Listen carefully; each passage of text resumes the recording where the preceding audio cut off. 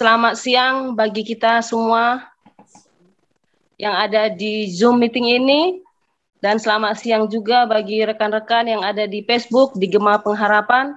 Kita bertemu kembali di acara belajar bersama, berdoa bersama, dan mengupas firman Tuhan melalui pelajaran Sekolah Sahabat.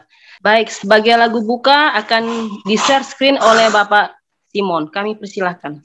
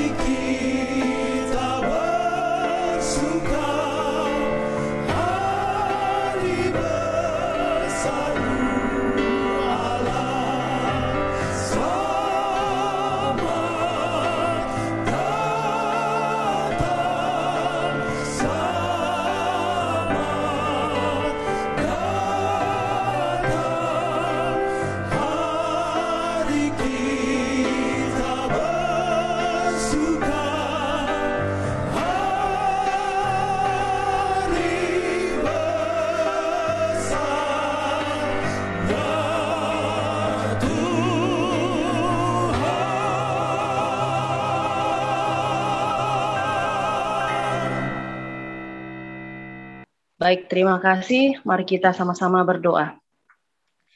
Bapa kami yang baik, kami bersyukur, berterima kasih untuk siang hari yang indah ini. Engkau sudah pertemukan kami kembali di acara belajar bersama Tuhan.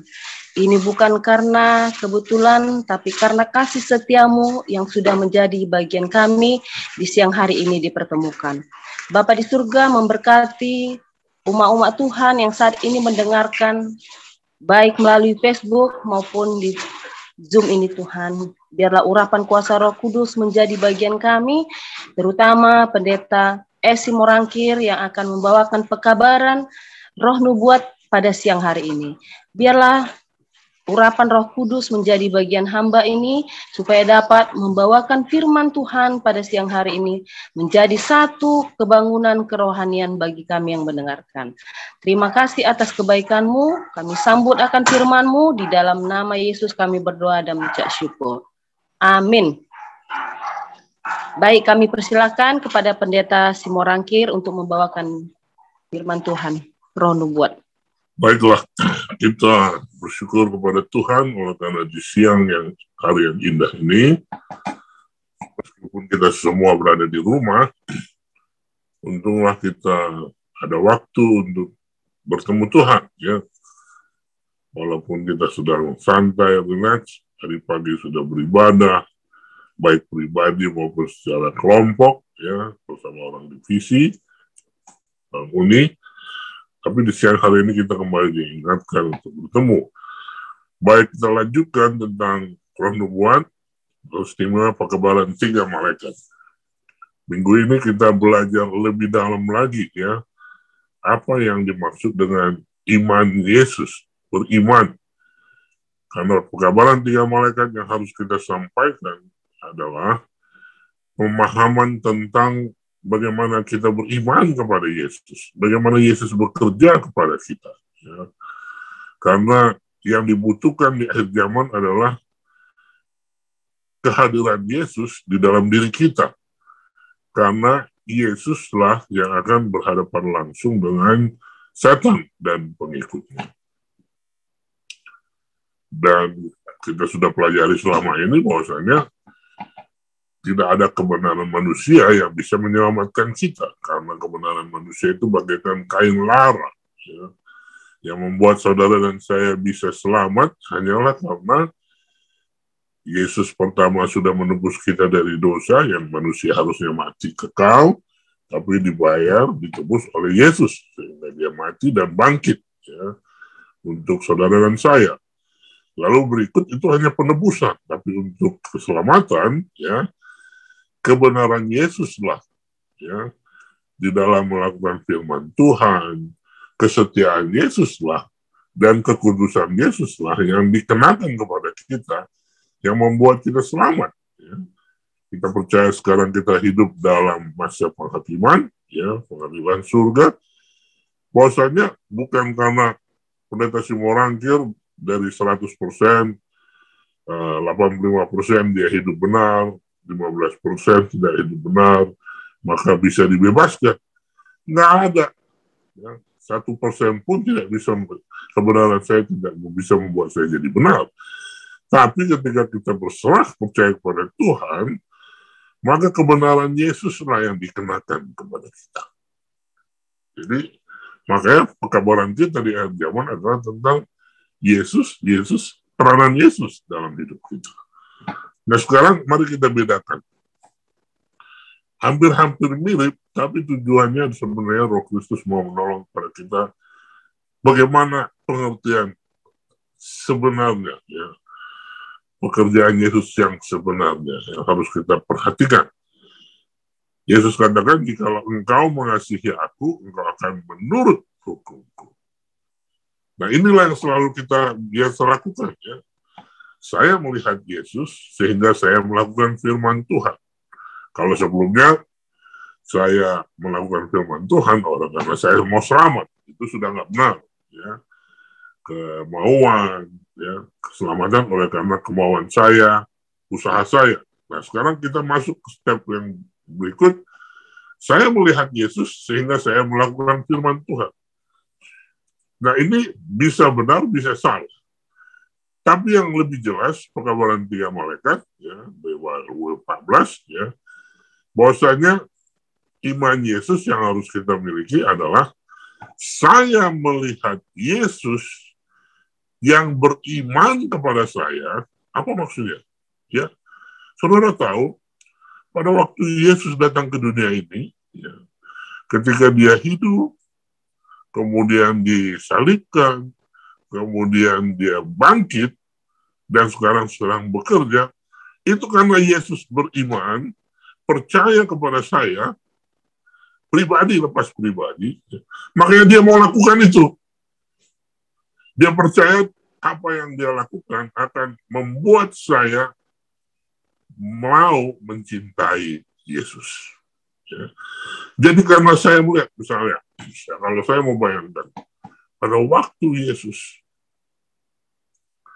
disalibkan di Bukit Golgota, maka saya bisa melihat bagaimana Yesus melakukan itu. Yang dia lihat adalah Samuel Simorangkil, ya, akan mencintai saya oleh karena melihat apa yang saya buat. Ini saya lakukan buat Samuel Simorangkil yang kujadikan menurut peta dan citraku. Aku mau dia selamat, dan aku mau Samuel Simorangkil hidup bersamaku di surga, hidup bergaul dengan aku ketika di dunia fana ini. Jadi karena dia percayalah saya akan lihat itu, karena Yesus percayalah saya akan ikut mengasihi dia, maka Yesus lakukan itu. Ya. Jadi Yesus beriman kepada saya lihat itu, ya. Sehingga Yesus beriman kepada saya, mengizinkan Yesus mengkreditkan, ya. Sehingga saya izinkan Yesus mengkreditkan, ya, ini gabungan sekolah sahabat kemarin, mengenakan kebenarannya, kekudusannya, kesempurnaannya di dalam melakukan hukum Tuhan. Dan saya mengizinkan Yesus menguasai diri saya untuk melakukan firman Tuhan. Jadi lihat iman terhadap Yesus. Semakin spesifik, ya. Kalau yang iman sebelumnya, iman saya melihat Yesus sehingga saya melakukan firman Tuhan. Ini bisa saya lakukan oleh karena saya mencintai Yesus, atau saya lakukan firman Tuhan karena saya mencintai Yesus, bukan karena saya melihat Yesus mencintai saya. Bisa saja saya takut nanti nggak selamat, ya. Saya lakukan firman Tuhan oleh karena melihat Yesus, maka saya takut. Kalau enggak, nanti saya nggak selamat. Ya. Tapi kalau ini enggak, iman Yesus itu, saya lihat Yesus beriman kepada saya, percaya kepada saya, dan dia lakukan segala sesuatu buat saya, dan saya izinkan, ya, dia yang melakukan segala sesuatu untuk membuat saya jadi penurut firman. Jadi sebelumnya ada usaha saya yang melakukan firman Tuhan. Tapi kalau ini iman kepada Yesus, saya izinkan Yesus, ya, Yesus yang menguasai diri saya untuk melakukan firman Tuhan. Jadi kuasa untuk melakukan firman Tuhan itu pun datangnya daripada Yesus sendiri. Nah, saya mau buat lebih detail lagi, ya. Saya mengasihi Yesus, dan oleh kasihnya saya mau mengampuni orang lain. Ya. Saya mau buat detail, sehingga makin kita jelas. Bahkan kalau Tuhan berkati, saya mau buat jadi video-video singkat untuk menunjukkan bagaimana kita hidup di akhir zaman, hidup beriman dalam Yesus. Ya. Oleh karena kuasa Yesus, ya, kita lakukan. Nah, ini bisa seperti Yesus yang buat, tapi bisa seperti kita yang buat, ya. Saya ampuni orang, ya, oleh karena saya mengasihi Yesus, ya. Atau, ya, kuasa pengampunan itu datangnya dari saya, ya, karena saya mencintai Yesus. Sementara iman Yesus, ya, saya melihat Yesus yang mengasihi dan mengampuni saya, ya. Dan saya mengizinkan Yesus menguasai diri saya untuk mengampuni orang lain. Lihat perbedaannya, ya, saudaraku. Perbedaannya sangat jelas, kan? Kalau yang di sebelah ini ada kemungkinan masih kuasa saya, ya, untuk mengampuni. Jadi kalau ada kemungkinan masih ada kuasa saya, maka nggak heran hari ini saya bisa ampuni, besok bisa saya tak ampuni, ya. Tapi kalau iman dalam Yesus adalah saya izinkan Yesus menguasai diri saya untuk mengampuni orang lain. Jadi hidup yang selalu berserah terus-menerus kepada Yesus. Jadi iman kepada Yesus, melihat Yesus, mengizinkan Yesus yang menggerakkan saya untuk melakukan sesuatu menurut kehendaknya. Contoh, ya, Stefanus. Pada waktu Stefanus setelah selesai berkhotbah menceritakan Yesus, lalu dia dianiaya, mau dibunuh, dirajam pakai batu, ya. Kisah 7 ayat 55, Stefanus yang penuh dengan Roh Kudus menatap ke langit lalu melihat kemuliaan Allah dan Yesus berdiri di sebelah kanan Allah. Jadi Stefanus sewaktu mau dirajam, ya, dia menghadap ke langit dan dia lihat Yesus berdiri, duduk bersama Allah, lalu berdiri di sebelah kanan Allah. Dan berdiri oleh karena melihat Stefanus. Lalu Stefanus bersaksi, sungguh aku melihat langit terbuka dan anak manusia berdiri di sebelah kanan Allah.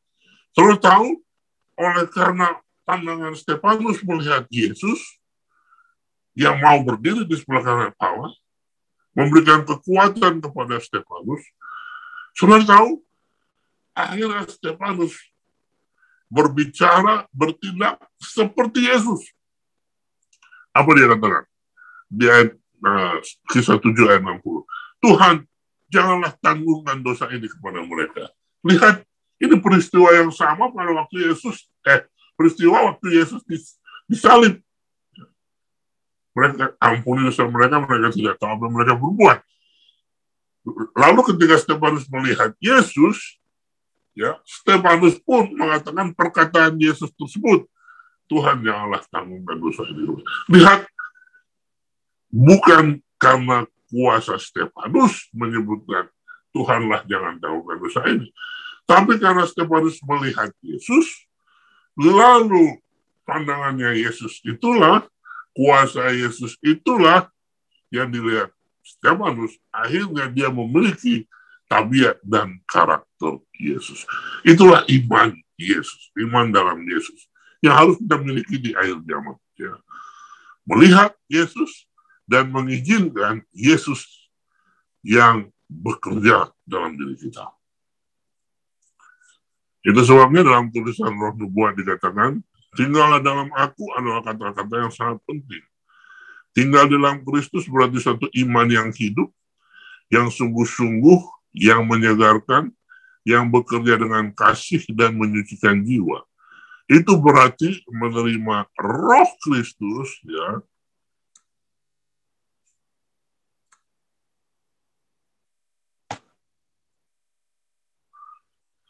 secara terus-menerus kehidupan penyerahan tanpa pamrih untuk apa? Pelayanannya. Di mana ada persatuan ini, pekerjaan baik akan muncul. Kehidupan pokok anggur akan memanifestasikan dirinya dalam buah harum pada ranting-rantingnya. Pasokan kasih karunia Kristus yang terus-menerus akan memberkati Anda dan membuat Anda menjadi berkat. Sampai Anda dapat berkata sama Paulus, aku telah disalibkan dengan Kristus, namun aku hidup, tetapi bukan lagi aku sendiri yang hidup, melainkan Kristus yang hidup dalam aku. Jadi dua hal, iman, ya, kita harus beriman dalam Yesus, artinya pandang Yesus, seperti Stefanus, dan izinkan Yesus, tabiat dan karakternya menjadi bahagian kita, ya. Dan tinggal dalam Yesus seperti pokok anggur, kita carangnya, artinya nggak boleh putus, ya, tetap melekat, sehingga sari-sari, ya, kehidupan dari pokok anggur kepada carangnya, terus-menerus kita terima Roh Kristus yang membuat saudara dan saya akhirnya apa? Hidup. Yesusnya yang hidup, kitanya tidak. Ya. Untuk itu, ya, nasihat Paulus katakan, ya, tetaplah kerjakan keselamatanmu. Ya. Filipi 2 ayat 12 nomor 13, ayat 13 khususnya. Kenapa? Keselamatan yang kita lakukan adalah memiliki iman Yesus, karena Allah lah yang mengerjakan di dalam kamu, baik kemauan maupun pekerjaan menurut kerelaannya. Haleluya. Jadi maksudnya di sini adalah untuk membuat kita berubah, itu harus datangnya dari Yesus. Kuasa Yesus. bukan kuasa kita. Untuk membuat saya mengampuni orang lain, itu datangnya pun harus dari kuasa Yesus. Bukan karena akal pikiran saya, ialah saya takut nggak masuk surga, maka saya ampuni engkau. Tidak, saudara. Saya ampuni dia oleh karena saya izinkan Yesus berkuasa untuk membuat saya mau mengampuni orang lain. Itulah yang dimaksud iman dalam Yesus. Besok akan kita lanjutkan ya secara detail, sehingga apa yang harus kita lakukan? Ya, haus akan pertemuan dengan Tuhan, haus untuk melihat Yesus seperti Stefanus melihat Yesus. Kita harus tinggal dalam Yesus, artinya bersama Yesus melalui firman-Nya, berdoa, ya, bersekutu, hidup bergaul dengan Yesus, sehingga kita akhirnya diubahkan menjadi sama seperti Dia. Haleluya. Kita lanjutkan bacaan minggu ini. Roh Nubuat, tulisannya Nyawai tentang doa, ya. Dikatakan pasal 14, doa seharian, ya. Doa kita setiap hari sama pentingnya dengan makanan sehari-hari, ya. Jadi kalau kita butuh makan, maka kita perlu berdoa setiap hari, ya. Butuh makan setiap hari, doa pun harus setiap hari. Jika kita ingin mengembangkan karakter yang dapat diterima Tuhan, ya, kita harus membentuk kebiasaan yang benar dalam kehidupan beragama kita. Dikatakan di sini, doa harian sama pentingnya untuk pertumbuhan dalam kasih karunia, dan bahkan untuk kehidupan rohani itu sendiri, seperti halnya makanan duniawi untuk kesejahteraan fisik. Kita harus membiasakan diri untuk sering mengangkat pikiran kepada Tuhan dalam doa. Jika pikiran mengembara, kita harus membawanya kembali dengan usaha yang gigih. Kebiasaan akhirnya akan membuatnya mudah. Kita tidak dapat untuk sesaat memisahkan diri kita dari Kristus dengan aman. Kita mungkin memiliki kehadirannya untuk menyertai kita di setiap langkah, tetapi hanya dengan mengamati kondisi-kondisi yang telah ditetapkan sendiri. Jadi doa penting sama dengan makanan kita sehari-hari. Kemudian, semua yang datang kepada Kristus hari ini harus mengingat bahwa jasanya adalah dupa yang bercampur dengan doa-doa mereka yang bertobat dari dosa-dosa mereka dan menerima pengampunan dan belas kasihan dan kasih karunia. Kebutuhan kita akan syafaat Kristus adalah konstan, jadi tidak on off, ya, harus terus menerus, hari demi hari, pagi, siang dan sore, ya. Hati yang rendah hati perlu memanjatkan doa yang akan dibalas dengan jawaban rahmat dan damai sejahtera dan sukacita. Oleh karena itu, marilah kita mempersembahkan korban pujian kepada Allah terus-menerus. Apa itu? Buah bibir kita selalu mengucap syukur kepada namanya. Tetapi untuk berbuat baik dan berkomunikasi, jangan lupa. Karena dengan pengorbanan seperti itu, Allah berkenan. Artinya Allah suka itu kita lakukan. Mulailah hari Anda dengan doa. Ini adalah hak istimewa kita untuk membuka hati kita dan membiarkan sinar matahari hadirat Kristus masuk. Saudaraku, saudariku, menghadapi cahaya, ya. Datanglah ke dalam kontak pribadi yang nyata dengan Kristus, agar kita dapat memberikan pengaruh yang meneguhkan dan menghidupkan kembali. Biarlah imanmu kuat dan murni dan teguh. Biarkan rasa syukur kepada Tuhan memenuhi hati Anda. Ketika Anda bangun di pagi hari, berlututlah di sisi tempat tidur Anda, dan mintalah Tuhan untuk memberi Anda kekuatan untuk memenuhi tugas hari itu. Dan untuk menghadapi godaan, Mintalah Yesus untuk membantu Anda membawa ke dalam pekerjaan Anda manisnya karakter Kristus. Mintalah Dia untuk membantu Anda mengucapkan kata-kata yang akan mengilhami orang-orang di sekitar Anda dengan harapan dan keberanian dan menarik Anda lebih dekat kepada Juru Selamat. Ya. Saudara dan saudaraku, tua dan muda, ketika Anda mempunyai waktu luang, bukalah Alkitab. Simpan pikiran dengan kebenaran yang berharga. Ketika terlibat dalam pekerjaan, jagalah pikiran. Tetap pada Tuhan. Kurangi bicara dan perbanyak bermeditasi. Ingatlah, setiap kata sia-sia yang diucapkan orang harus dipertanggungjawabkannya pada hari penghakiman. Biarkan kata-kata Anda dipilih. Ini akan menutup pintu terhadap musuh jiwa. Biarlah hari Anda diisi dengan doa. Bekerja seperti di mata Tuhan. Malaikat-malaikatnya selalu berada di sisi Anda. Mencatat kata-kata Anda, perilaku Anda, dan cara pekerjaan Anda dilakukan. Jika Anda berpaling dari nasihat yang baik dan memilih untuk bergaul dengan orang-orang yang Anda curigai tidak beragama, meskipun mereka mengaku Kristen, Anda segera menjadi seperti mereka. Anda menempatkan diri Anda di jalan pencobaan, di medan pertempuran setan, dan akan kecuali dijaga terus-menerus, dikalahkan oleh tipu dayanya. Oh saudaraku, iman kepada Yesus adalah hidup mengizinkan kehidupan Yesus menjadi kehidupan kita. Dan bagaimana cara Yesus bekerja di zaman akhir? Puji Tuhan. Itulah yang disebut dengan kesaksian Yesus, yaitu Roh Nubuat.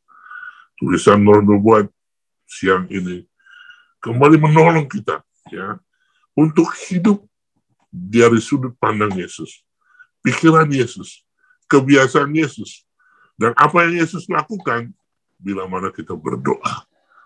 Kita selalu bersama dengan Yesus. Jangan sampai kita lalai untuk melakukan doa setiap hari. Tuhan Yesus memberkati kita. Amin. Baik, terima kasih untuk pekabaran firman Tuhan pada siang hari ini. Sebelum kita mendengarkan pelajaran sekolah sahabat yang dibawakan oleh Pendeta Hursina, kita akan mendengarkan lagu tema kita, I Will Go. Kami persilakan Bapak Simon.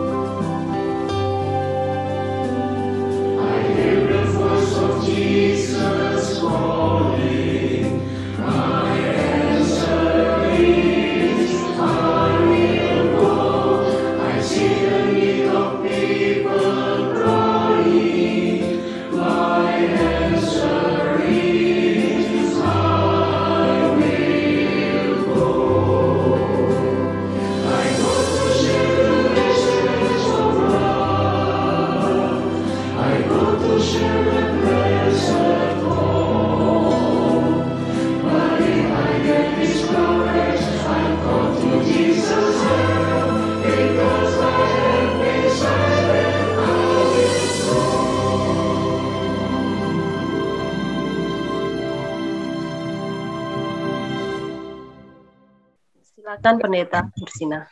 Baik, terima kasih. Shalom, selamat siang Bapak Ibu, saudara-saudara yang dikasihi oleh Tuhan. Siang hari ini kita akan sama-sama belajar akan firman Tuhan melalui pelajaran Sekolah Sabat, di mana pelajaran Sekolah Sabat kita sudah masuk di pelajaran yang kedua dengan tema gelisah dan memberontak. Ya, jadi judul besarnya adalah gelisah dan memberontak, dan kita masuk di hari Senin, ya, yaitu tentang itu menular. Satu Pak. Saya percaya bahwa masing-masing kita sudah belajar Sekolah Sabat kita, sehingga kita bisa lebih mendalami apa makna daripada pelajaran Sekolah Sabat kita, atau apa pelajaran yang kita dapatkan melalui pelajaran ini untuk diaplikasikan dalam kehidupan kita masing-masing. Saudara-saudara kekasih dalam Tuhan, ini sebenarnya masalah keluarga. Ya, jadi pelajaran Sekolah Sabat ini khususnya di hari Senin ini adalah masa keluarga. Ya, masalah keluarga dari Harun, Miriam, dan Musa. Ya, Miriam, Harun, dan Musa. Ya, kita tahu cerita tiga saudara ini yang dipercaya oleh Tuhan untuk memimpin bangsa Israel keluar dari perhambaan di Mesir. Ya, dan Alkitab juga mencatat bahwa ketiga saudara ini mereka mempunyai jabatan. Ya, mereka punya kedudukan. Ya, kalau kita baca dalam Keluaran 15 ayat 20 bahwa Miriam seorang nabiah. Ya, sedangkan Harun sebagai imam besar. Dan Musa sebagai nabi sekaligus pemimpin bangsa Israel. Ya, dari segi jabatan mereka sudah punya jabatan dan kedudukan. Nah, ada masalah apa dengan mereka ini? Ya, masalah apa dengan ketiga orang ini yang notabene adalah kakak beradik, ya, atau satu keluarga. Dan ini bisa juga terjadi dalam kehidupan kita, baik dalam keluarga maupun dalam pekerjaan dan organisasi. Ya, baik. Di dalam pendahuluan kita dapatkan bahwa apa yang kita lakukan, baik itu positif atau negatif, tanpa kita sadari itu akan menular ke orang lain. Sekali lagi, dalam kehidupan kita secara alami, apa yang kita lakukan, baik itu positif atau negatif, maka itu akan menular atau berdampak kepada orang lain. Contoh, ada satu penelitian, bagaimana pengaruh kita itu berdampak kepada orang lain. Ya, dalam penelitian itu atau riset itu adalah ada seseorang yang tertawa. Orang tertawa di sekumpulan orang, atau dia tertawa di tempat umum, di sekumpulan orang, lalu dia tertawa. Nah, orang yang melihat orang tertawa ini tertawa juga, ya kan? Yang lain pun begitu melihat dan mendengar tertawa juga. Akhirnya semua orang yang ada di kumpulan itu mereka semua tertawa. Lihat, ya. Jadi satu orang tertawa, maka itu akan berdampak menular ke orang lain. Atau contoh lain adalah tanpa kita sadari kita menguap, entah karena capek atau mengantuk kita menguap. Kebetulan di hadapan kita ada beberapa orang yang melihat. Dan secara alamiah tanpa kita sadari pun orang itu juga akan ikut menguap. Atau ya entah dia mengantuk atau bagaimana, dia juga akan ikut menguap. Nah, ini contoh bahwa apa yang kita lakukan itu akan berdampak bagi orang lain atau menular bagi orang lain. Nah, kita kembali ke pelajaran Sekolah Sabat kita. Apa yang dilakukan oleh Miriam dan Harun, ya, apa yang dilakukan oleh Miriam dan Harun itu berdampak, khususnya Maryam, ya, khususnya Maryam, ya, apa yang dilakukan itu berdampak kepada orang lain. Nah, saudara-saudara kekasih dalam Tuhan, masalah apa yang terjadi di antara ketiga saudara ini? Pelajaran Sekolah Sabat kita mencatat ada dua hal. Yang pertama adalah kecemburuan Maryam. Ya. Dan apa yang dia alami, ya, dia cemburu, kemudian dia ceritakan kepada Harun. Ya. dan Harun pun tertular dengan apa yang disampaikan oleh Miriam. Maka timbul juga merasa terancam dalam kepemimpinannya. Nah, jadi inilah yang menjadi penyebab. Ya, ada sedikit masalah keretakan hubungan di antara tiga bersaudara ini. Pertama, kecemburuan, dan yang kedua adalah mereka merasa terancam dalam kedudukan mereka atau dalam kepemimpinan mereka, ya, terhadap bangsa Israel. Nah, kalau kita baca dalam Bilangan pasal yang ke-12 ayat 1 dan sampai 3, ya, oleh karena Miriam dia cemburu, ya, dia iri, ya, kemudian dia sampaikan kepada Harun, maka Harun pun tertular, ya, terpengaruh, ya, sehingga mereka mengangkat satu isu atau masalah. Padahal ini adalah pengalihan isu untuk menyasar kepada Musa sebagai pemimpin. Apa yang diangkat oleh mereka? Ya, kalau dalam bahasa Alkitab dikatakan bahwa mereka mengatai Musa, ya, mengatai Musa, di mana masalah istri Musa yang bukan keturunan Israel, yaitu Sepora, orang Kusi, diangkat masalahnya, isunya untuk menjatuhkan Musa. Harun dan Miriam, mereka merasa terancam ketika Musa mengangkat 70 tua-tua untuk membantu Musa dalam memikul beban administrasi kepemimpinan. Dan inilah yang membuat Harun dan Miriam menjadi gelisah. Ya, jadi kegelisahan kedua orang ini oleh karena mereka takut kehilangan kedudukan, jabatan, atau pengaruh di antara bangsa Israel.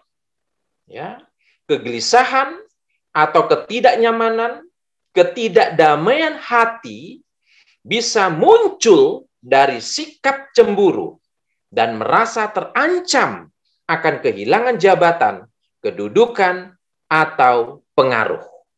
Lihat ini.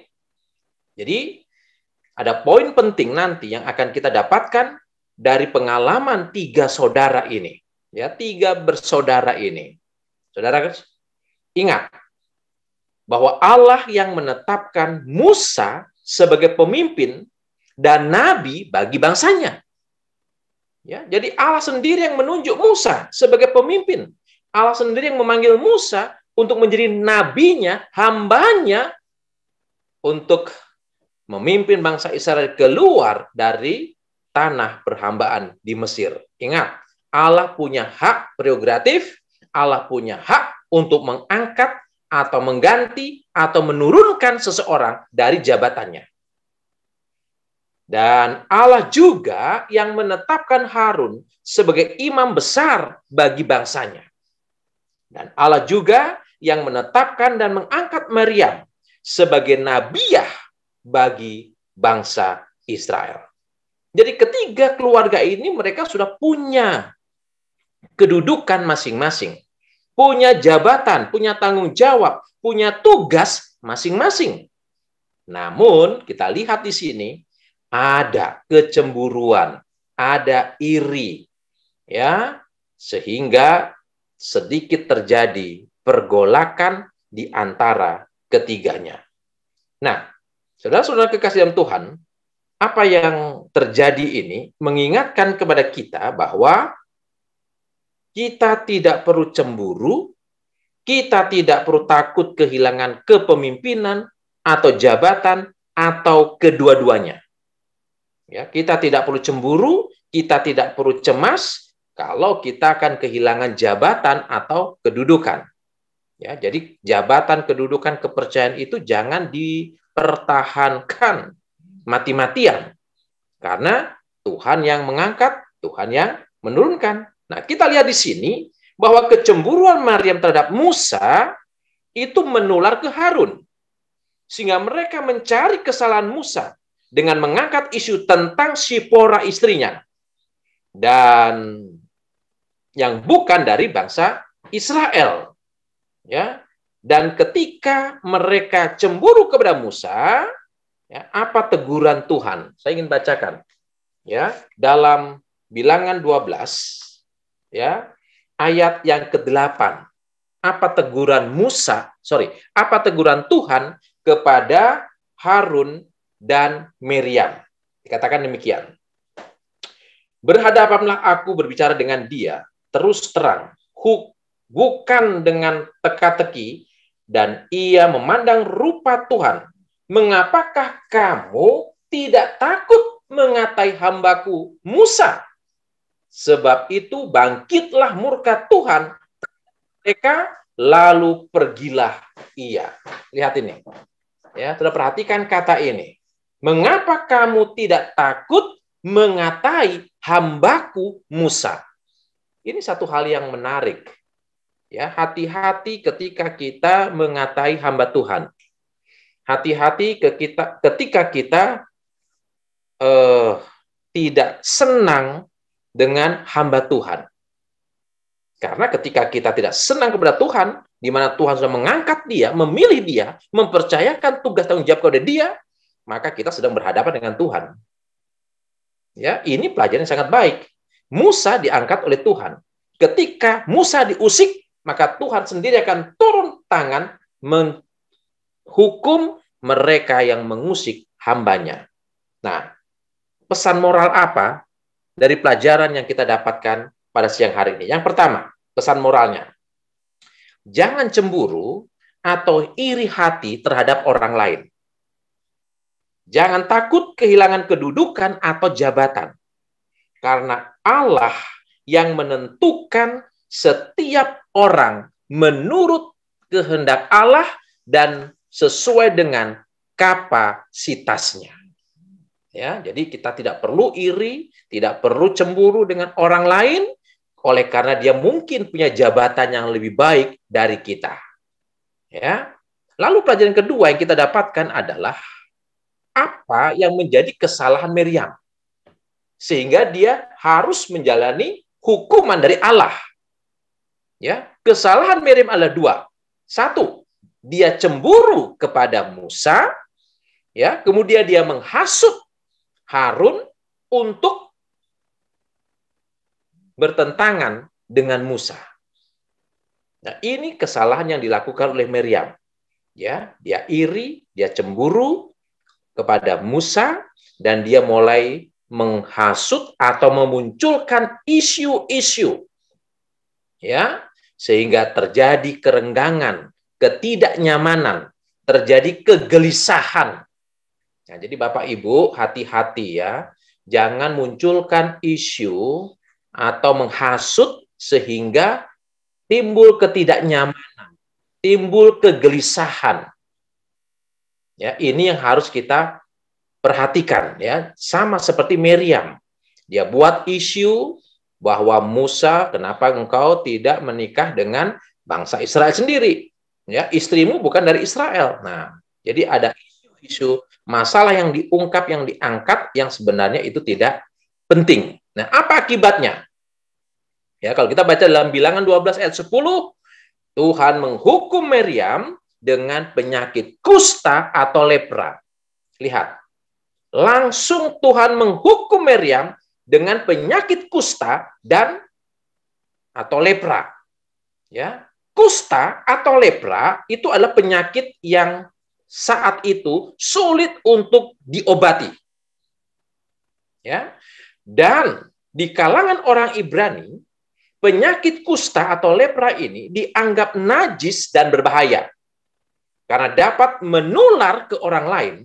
Itulah sebabnya bagi penderita kusta, maka mereka harus diasingkan. Ya, harus diisolasi dari masyarakat. Ya, sama seperti kita saat ini ya. Kena COVID langsung diisolasi. Ya, isolasi mandiri. Nah, itulah. Ya, cuman kalau COVID sekarang ya puji Tuhan bisa sembuh. Ya, kalau zaman dulu kena lepra, kena kusta sulit untuk sembuh. Dan itu adalah penyakit yang dikaitkan dengan dosa. Ya, jadi penyakit yang memalukan pada zaman itu. Harun dan Musa ya menyadari hal ini, mereka meminta kepada Tuhan untuk memberikan kesembuhan kepada Miriam. Ya, kita lihat Miriam menyadari kesalahannya. Ya, dan Musa, Harun mereka meminta agar Tuhan memulihkan, menyembuhkan Miriam dari penyakit kusta ini. Kita bisa sampaikan apa yang kita dapatkan melalui pelajaran ini. Ya, jadi melalui peristiwa ini Allah ingin memberikan satu pelajaran kepada mereka agar mereka bisa merubah sikap mereka, sikap cemburu, sikap iri hati, ya, sikap yang bisa membuat gelisah, ya, baik Harun maupun Miriam terhadap Musa. Ya, jadi dengan pelajaran ini Allah ingin mengajarkan mereka bahwa kecemburuan itu, iri hati itu bisa membuat orang menjadi tidak nyaman atau gelisah. Ya, kritikan atau kecemburuan karena negative thinking terhadap orang lain itu akan menimbulkan kegelisahan pada diri sendiri. Jadi sekali lagi, kalau kita punya negative thinking, pikiran yang tidak baik terhadap orang lain, ya, maka itu akan membuat diri kita, hidup kita merasa gelisah dan tidak nyaman. Ya. Nah, sekarang yang menjadi pertanyaan adalah bagaimana dengan pemimpin yang melakukan kesalahan ketika dia memimpin? Ya, saudaraku, seorang pemimpin adalah manusia biasa seperti kita. Bisa saja dia melakukan kesalahan dalam kepemimpinannya. Ya. Nah, apa tindakan kita? Apa yang kita bisa lakukan? Yang bisa kita lakukan yang pertama adalah kita mendoakan dia agar Tuhan menyadarkan akan kesalahannya. Ya, jadi itu yang bisa kita lakukan. Kita doakan pemimpin kita agar Tuhan bisa menyadarkan dia dari kesalahannya, agar dia bisa memperbaiki kesalahannya itu. Yang kedua, kita bisa menasehati. Ya, saya tidak baca ayatnya, nanti sudah boleh catat. Dalam Amsal 9 ayat 9, Amsal 12 ayat 20. Ya, kita nasihati mereka. Yang ketiga, kita tegur mereka dengan kasih. Amsal 19 ayat 25 dan Amsal 29 ayat 15. Ya, jadi kalau ada sesuatu yang salah, bukan kita bongkar kesalahannya, bukan kita sebarkan isu yang mungkin belum tentu benar, ya, tetapi biarlah kita serahkan kepada Tuhan, kita nasihati 4 mata, kita tegur, kita doakan agar tidak muncul kegelisahan di antara kita, di antara umat-umat Tuhan, bahkan di antara keluarga kita. Jadi ingat bahwa apapun yang kita lakukan itu akan berdampak dan menular kepada orang lain. Makanya tularkan hal yang baik, tularkan hal yang positif, tularkan hal yang suci, tularkan hal yang mulia kepada orang lain sehingga hidup kita tetap dalam rasa damai dan aman. Tapi kalau kita menularkan hal yang negatif, ya, hal yang jelek, hal yang buruk, hal yang tidak baik, maka itu akan mengakibatkan ketidaknyamanan, kegelisahan di dalam kehidupan kita. Jadi inilah pelajaran Sekolah Sahabat kita. Ya, terima kasih, Tuhan memberkati. Kami mengucapkan terima kasih Pendeta Hursina yang sudah membawakan pelajaran Sekolah Sahabat yang begitu menarik. Tuhan memberkati pendeta di dalam pelayanannya di Depok Lama.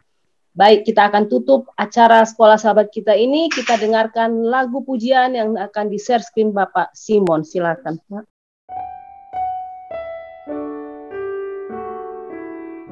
Sesudah malam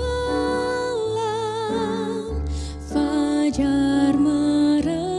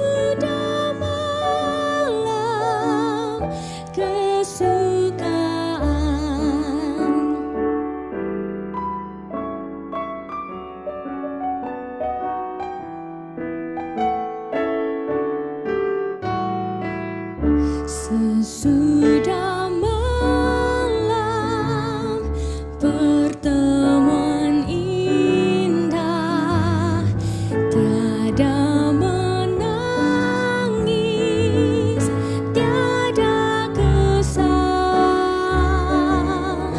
Di negeri mulia tak lagi bisa. Sesudah malam, sesudah malam, sesudah malam,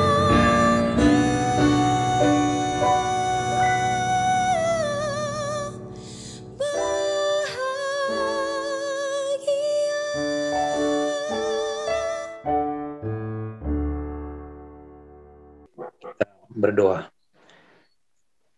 Bapa di sorga, dimuliailah kiranya namamu ya Tuhan pada siang hari ini. Lebih kurang 1,5 jam kami boleh bersama-sama untuk beribadah, untuk belajar firman Tuhan, untuk berdoa kepada Tuhan dan memuji, memuliakan nama Tuhan. Terimalah ibadah kami pada siang hari ini Tuhan. Ya, ini hanya untuk hormat, kepujian, kemuliaan bagi nama Tuhan dan berkat bagi masing-masing kami.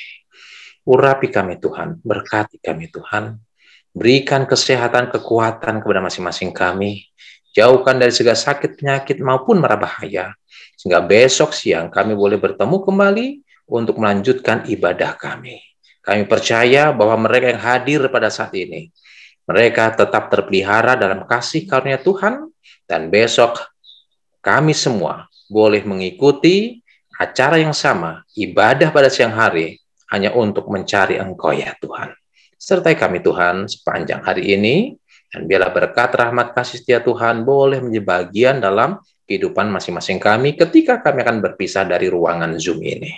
Terpujilah namamu, hanya di dalam nama Tuhan Yesus kami persembahkan doa ini. Amin. Selamat bertemu kembali kepada saudara-saudari sekalian yang sudah bergabung bersama kami di Jemaat Fisdak untuk acara ibadah kita pada saat ini. Kita bersyukur kesempatan yang indah untuk dapat berbakti bersama-sama dengan mempelajari pelajaran Sekolah Sabat. Pertama-tama saya ingin mengucapkan syukur juga kepada Tuhan oleh sebab talenta-talenta yang telah Jemaat Fisdak miliki. Baik, saudara-saudara sekalian yang saya kasih dalam Yesus Kristus, seperti yang kita sudah ikuti dari pembahasan Bapak Jaminten Sihotang pada pelajaran kita yang kedua pada triwulan ini, kita membahas satu minggu ini tentang dengan judul gelisah dan memberontak. Ayat inti terdapat dalam 1 Korintus 10 ayat 11. Semuanya ini telah menimpa mereka sebagai contoh. Apa yang terjadi pada orang-orang Israel kita akan pelajari sebagai contoh dan dituliskan untuk menjadi peringatan bagi kita yang hidup pada waktu di mana zaman akhir telah tiba. Jadi ada hal-hal yang terjadi kepada bangsa Israel saat mereka keluar dari tanah perhambaan di Mesir, dan itu juga dapat menjadi satu pelajaran bagi kita. Yaitu apa? Pada saat ini kita akan mempelajari kegelisahan mereka di padang belantara, yang mana persungutan itu kemudian menular dan menyebabkan pemberontakan. Lalu harus ada yang menjadi pengantara. Lalu kita pada hari Kamis akan membahas tentang iman versus praduga. Jadi ada kegelisahan di padang belantara. Apa itu? Mari kita ikuti pada saat ini. Israel merasa gelisah, orang-orang Israel, dan tidak bahagia ketika mereka meninggalkan Sinai dalam perjalanan mereka menuju ke Kanaan. Lebih dari 1 tahun telah berlalu sejak mereka meninggalkan Mesir. Bilangan 1 ayat 1 katakan, mereka siap untuk memasuki tanah perjanjian. Mereka telah dihitung dan diatur. Mereka telah menyaksikan pertunjukan luar biasa dari kebaikan ilahi dan tanda-tanda yang jelas terhadap kehadiran Allah. Namun, di tempat pertama setelah keberangkatan mereka dari Sinai, kita sudah dapati bagaimana mereka mengeluh. Saya mengundang Anda untuk membaca Bilangan 11 ayat 1-15 tentang keluhan bangsa Israel, yaitu mereka mengeluhkan makanan yang mereka rasa, aduh kurang cukup, ini mana makanan surga itu kurang cukup. Mereka mau makanan duniawi seperti yang mereka rasakan saat mereka berada di Mesir. Mereka bersungut-sungut sampai Musa pun kewalahan. Musa pikir, waduh bagaimana ini bangsa ini ya. Jadi Mari kita baca pelajaran sahabat kita, katakan apa ya? Orang Israel menginginkan daging, menginginkan mentimun, semangka, bawang prei, bawang merah, dan bawang putih yang ada di Mesir. Lalu ini yang mereka katakan dalam Bilangan 11 ayat 4-6. Siapa yang akan memberi kita makan daging? Kita teringat kepada ikan yang kita makan di Mesir dengan tidak bayar apa-apa. Ini bohong juga ya, karena mereka menjadi budak mereka. Mereka bayar dengan tenaga mereka bukan untuk beli makanan, tapi untuk kehidupan mereka. Bahkan mereka ya harus menjadi hamba budak ya. Jadi mereka katakan di Mesir dengan tidak bayar apa-apa. Kepada mentimun dan semangka, bawang prei, bawang merah dan bawang putih. Tetapi sekarang kita kurus kering. Tidak ada sesuatu apapun kecuali mana ini saja yang kita lihat. Mengeluh mereka ya. Mereka juga pasti telah menderita memori selektif. Nanti kita akan pelajari apa itu memori selektif ya. Jadi mereka menderita memori selektif yang parah ketika mereka mengingat makanan dan melupakan perbudakan serta kesulitan yang luar biasa yang mereka alami di Mesir. Bandingkan dengan Keluaran Fatsal yang pertama ya. Mereka telah diberi makan dengan mana Tuhan selama lebih dari setahun. Namun mereka merasa gelisah dan menginginkan sesuatu yang lain. Bahkan Musa terpengaruh. Kenapa? Karena kalau dihajar terus-menerus, tidak bisa tidak Musa. Aduh, gimana ya? Jadi mencoba memimpin sekelompok orang yang gelisah tidaklah mudah. Tetapi Musa tahu kepada siapa dia harus berpaling. Mengapa? Bilangan 11 ayat 11 dia katakan, mengapakah engkau, ini dia katakan kepada Tuhan, walaupun dia juga susah, walaupun dia juga terpengaruh sedikit, tapi dia tetap datang kepada Tuhan, dia tidak lari, dan dia katakan apa kepada Tuhan? Mengapakah engkau memperlakukan hambamu ini dengan buruk, dan mengapa aku tidak mendapat kasih karunia di matamu, sehingga engkau membebankan kepadaku tanggung jawab atas seluruh bangsa ini. Bilangan 11 ayat 11. Bagaimana Tuhan menanggapi keluhan tersebut? Saya mengundang, panjang sekali tadi, jadi mungkin Anda jika ada waktu tolong baca ini ya. Bilangan 11 ayat 16-33 jawaban Tuhan. Jadi poinnya adalah Allah tidak tuli dengan kebutuhan kita. Dengan kebutuhan bangsa Israel Allah penuhi, Allah berikan daging, Allah berikan daging kepada mereka. Allah tidak tuli dengan kebutuhan kita ketika kita merasa gelisah. Dalam kasus Israel, dia memberi mereka makan burung puyuh untuk memuaskan lapar mereka akan daging. Kerakusan mereka, ayat yang kalau Anda baca ya dalam bilangan tadi ya, kerakusan mereka. Tapi sesungguhnya yang diinginkan Israel itu bukan sekedar daging. Daging itu hanya yang di luar, simptom saja. Penyakit yang sesungguhnya itu ada di dalam itu apa ya? Ketika kita tidak bahagia, pelajaran kita katakan, ketika saudara dan saya tidak bahagia, gelisah dan marah, apa yang menjadi kemarahan kita seringkali itu hanya pemicu, ya hanya simptom luar, bukan penyebab dari konflik. Seringkali kita panas tubuh kita, tapi itu mungkin karena ada infeksi di dalam tubuh kita. Tapi panas itu yang kita panas, saya panas, tapi mungkin ada bakteri atau virus mungkin dalam ya. Jadi penyebabnya itu di dalam, pemicunya itu ya mereka daging itu hanya pemicu di luar, ada yang lebih dalam. Yang menjadi akar kegelisahan mereka, akar kemarahan mereka ya. Pelajaran sekolah sahabat kita katakan, kita bertengkar karena ada sesuatu yang salah yang lebih dalam yang mempengaruhi hubungan yang mendasarinya, yang mendasari hal yang salah tersebut. Israel, ini intinya, Israel telah memberontak terhadap Tuhan. Sesuatu yang kita semua harus berhati-hati. Tidak peduli situasi dan keadaan pribadi kita saat ini. Karena itu lebih mudah untuk dilakukan daripada yang kita pikirkan. Jadi seringkali kita merasa gelisah. Kenapa?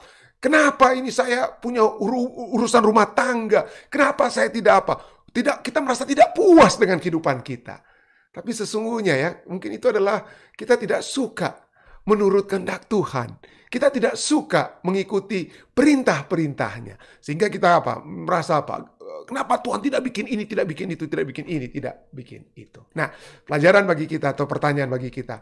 Mengapa begitu mudah untuk mengingat masa lalu sebagai yang lebih baik daripada yang sebenarnya? Mengingat masa lalu sebagai yang lebih baik daripada yang sebenarnya. Seperti orang Israel. Mereka pikir, lebih enak di Mesir. Padahal budak mereka di Mesir. Mereka itu kerja paksa di Mesir. Ya betul, mungkin mereka dikasih makan, tapi ya makanan sebagai budak ya, karena mereka tidak dibayar dalam pekerjaan mereka. Tapi itulah ya, memori. Orang itu cepat gampang apa? Lupa. Pada saat kita berbicara tentang memori atau ingatan, maka kita lihat bahwa ingatan manusia itu ada yang cepat sekali, 1 second lebih kurang 1 second, itu sensory memory. Apa yang kita lihat kadang-kadang 1 second, 1 detik berikutnya kita sudah tidak ingat lagi, apalagi kalau hal-hal yang tidak menarik hati kita. Tetapi ada juga yang namanya short term memory. Short term memory. Waduh, saya ingat ya, berapa waktu lalu ini yang terjadi, ada peristiwa yang terjadi di Jemaat Fisdak ya. Itu ada apa? Working memory, ada explicit ya, ada explicit memory yang kita masih ingat, deklaratif, fakta atau event. Ya, sahabat lalu adalah ada tamu dari Ohio. Itu deklaratif memory. Tapi itu short term yang mungkin ya peristiwanya itu terjadi 1 menit ya, lebih daripada 1 menit, lalu kemudian kita bisa apa? Ingat. Lalu ada yang long term memory. Long term memory itu bahkan adalah ingatan-ingatan yang sudah apa? Sudah tanpa kita harus apa? Sudah tidak harus kita ingat lagi dengan kata lain. Kita sudah tahu perjanjian lama di mana, perjanjian baru di mana. Kita bisa ingat Matius itu ada di perjanjian baru, bukan di perjanjian lama. Jadi tanpa kita apa? Harus ingat, ada hal-hal yang sudah apa? Sudah implisit, sudah masuk, sudah pakem dalam diri kita. Kemampuan-kemampuan kita, misalnya untuk menggunakan komputer, kita tahu ini di ASDF. Kita tahu di mana itu kita. Jadi ada skill ataupun tugas-tugas yang sudah menjadi procedural memory. Tapi seperti kita sering dengar ya, faktanya tentang memori ini ya, apapun itu long term ataupun short term, faktanya apa? Semakin lama kita hidup, semakin banyak yang harus kita ingat. Ya, waktu saya kecil, saya cuma ingat 5, 6, 7 teman.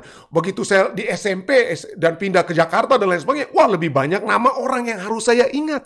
Lebih banyak peristiwa yang saya harus ingat. Lebih banyak keinginan-keinginan orang tua yang harus saya ingat. Tapi apa masalahnya? Semakin lama, semakin kita semakin tua ya, namun semakin kita ingat, semakin kita banyak, semakin kita juga lupa. Karena apa? Begitu banyak. Ya. Waktu saya masih di Unclub, saya bisa ingat hampir mungkin 60-70 mahasiswa teologi, ya saya tahu nama mereka satu demi satu. Tapi begitu saya pindah ke Ethiopia, saya pindah ke Amerika, kadang-kadang saya ada orang yang memang memorinya kuat sekali ya. Ada orang yang sampai puluhan tahun dia tetap ingat nama orang. Nah, saya mungkin ada sedikit masalah itu tentang hal tersebut ya. Jadi semakin kita ingat, semakin banyak pengalaman kita, semakin kita lupa dan memori itu semakin apa? Semakin pudar. Nah, apalagi tentu saja kalau kita semakin lebih tua, maka ada hal yang sangat menyedihkan yang dapat terjadi. Yaitu misalnya penyakit-penyakit ketuaan, kita sering mendengar ya. Di Amerika, di mana saja saya percaya, kita mendengar tentang berita tentang demensia, lalu di bawah daripada demensia itu adalah Alzheimer dan penyakit-penyakit kelupaan lainnya ya. Tapi dia punya apa? Payungnya itu adalah demensia ya, Alzheimer. Itu adalah satu bentuk daripada demensia ya. Saat ini belum ada obatnya ya. Itu penyebab kematian juga di Amerika Serikat, khususnya orang-orang yang berusia di atas 65 tahun ya. Di atas 65 tahun. Ada 5,3 juta orang Amerika itu menderita anak daripada demensia itu Alzheimer. 1 dari 9 orang yang di atas 65 tahun menderita Alzheimer. 1 dari 3 orang senior di Amerika itu juga apa? Kena hal tersebut ya.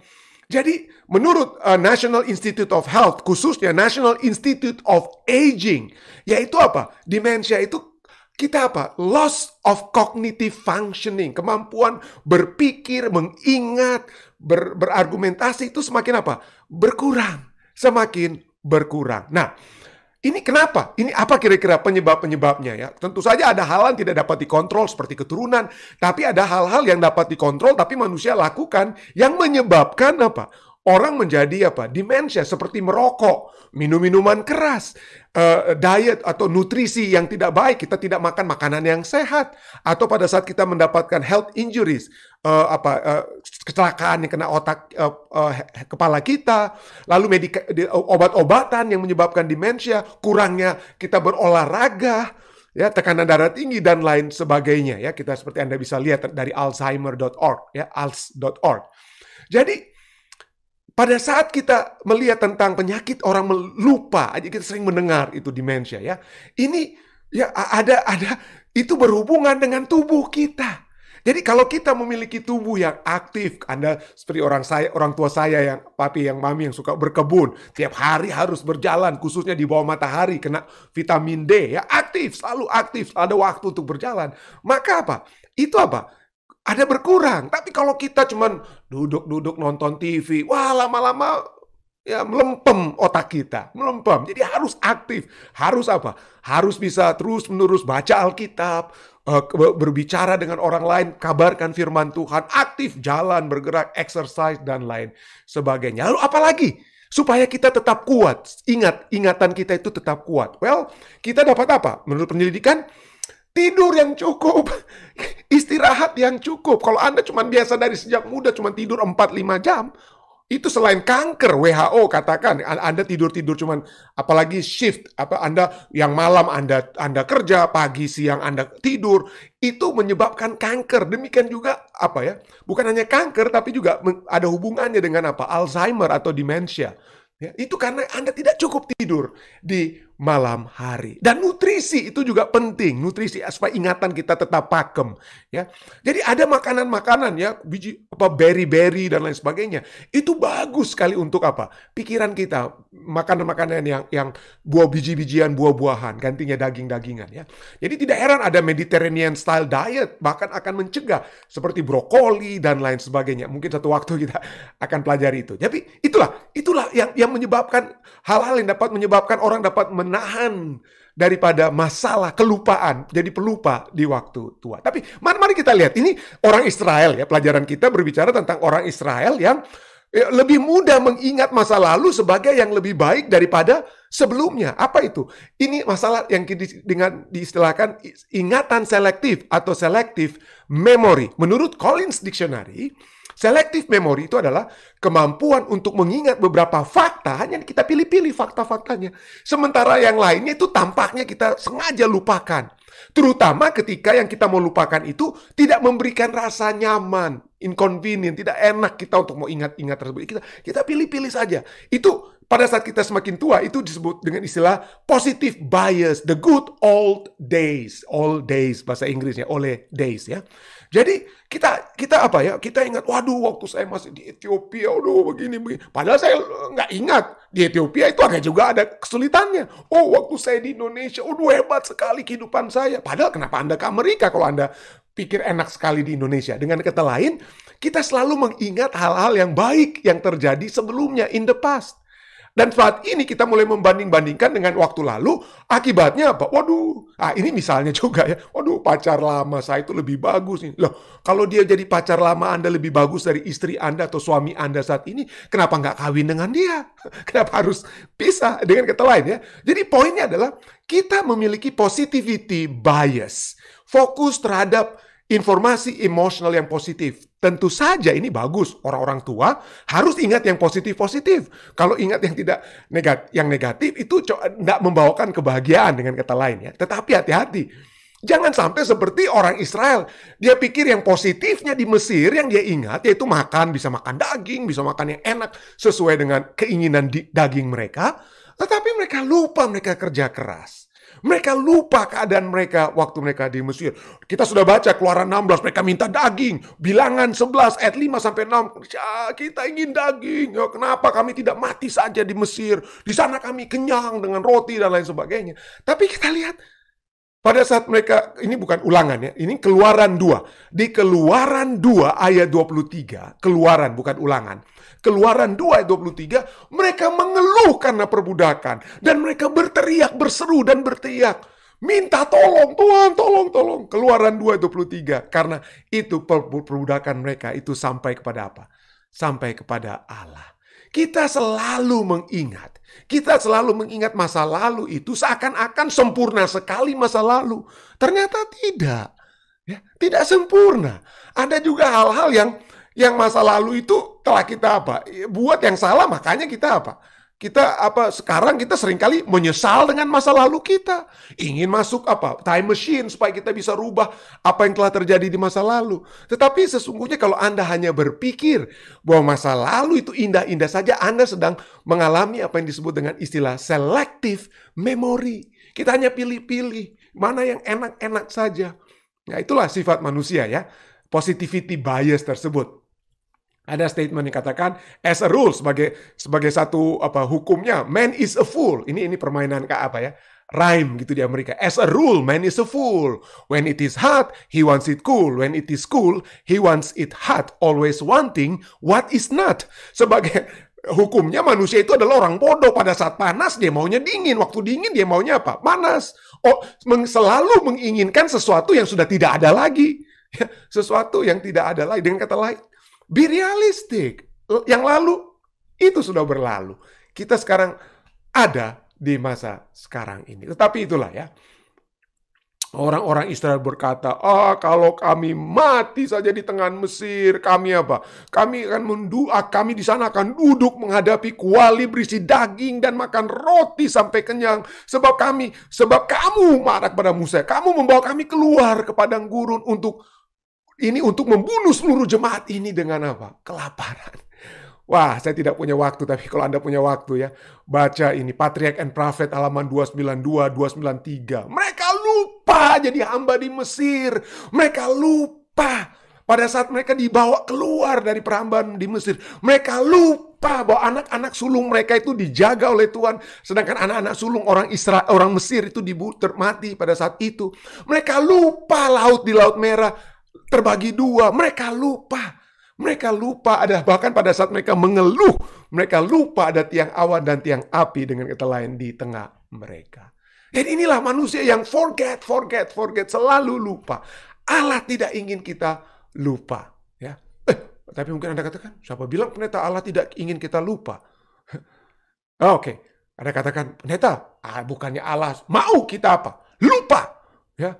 Allah sendiri melupakan. Wah, mari kita lihat tentang konsep Allah dan selektif memorinya Allah. Ya.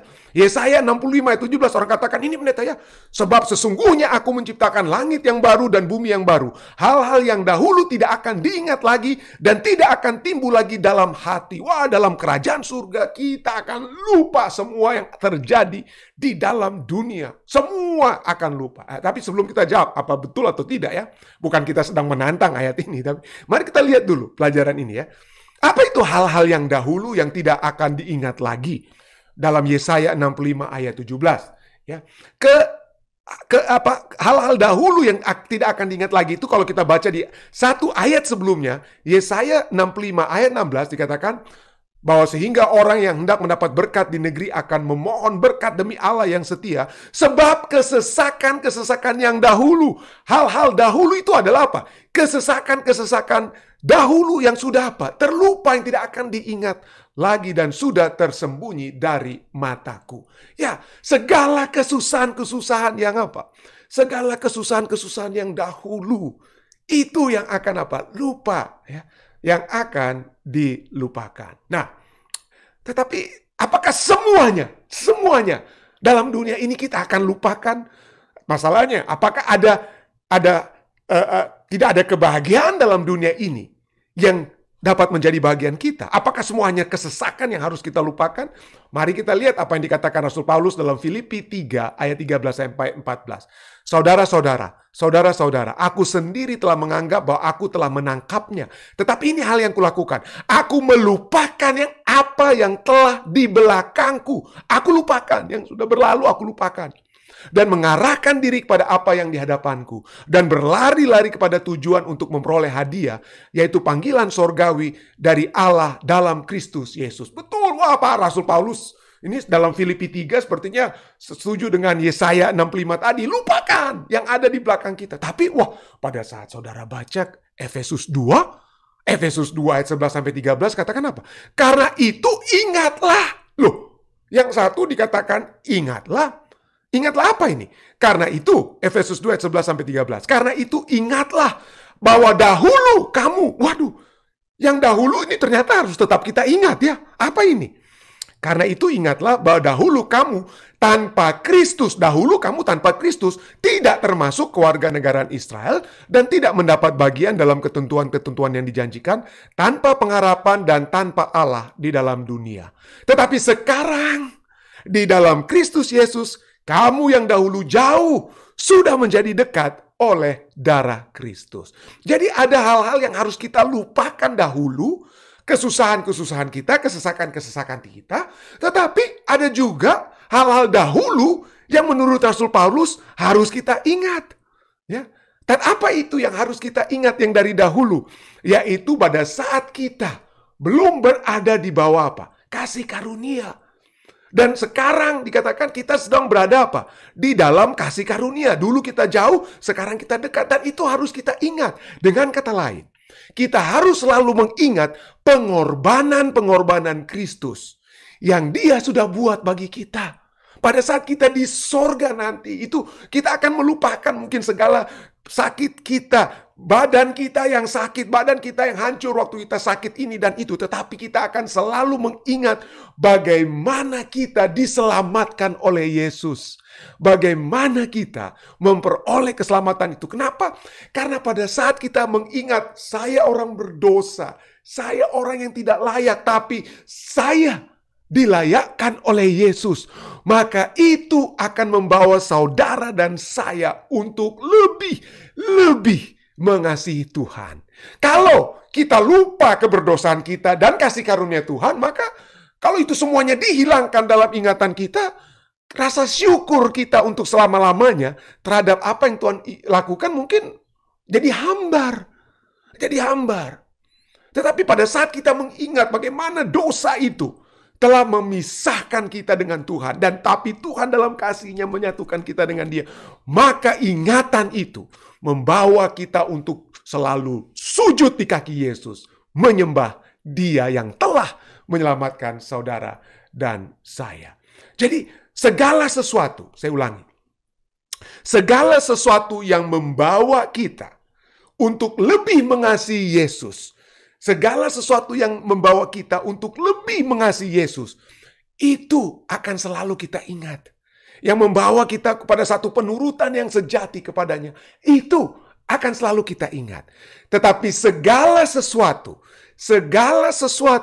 yang merusak sukacita kita di dalam Yesus, segala sesuatu, beban-beban, rasa bersalah, itu yang merongrong sukacita kita di dalam Yesus, maka kita akan apa? Lupakan hal tersebut. Ya. Segala sesuatu yang membawa kita untuk tidak menjadi menurut kepada Tuhan. Tidak heran dalam kitab Wahyu pasal 3 berbicara tentang lagu penebusan Musa, ya. Pada saat kita diselamatkan, apa yang dikatakan, kita sungguh agung, kita nyanyikan itu, sungguh mulia Tuhan atas segala pekerjaanmu, atas segala perbuatanmu yang telah Engkau lakukan. Engkau telah menyelamatkan kami. Kami yang dahulu jauh, sekarang kami telah menjadi dekat oleh darah Yesus. Dan hal tersebut akan selalu kita ingat. Karena itu membawa kita untuk selalu sujud menyembah Yesus yang telah memberikan dirinya bagi keselamatan kita. Saya bawa ini dalam nama Yesus. Amin.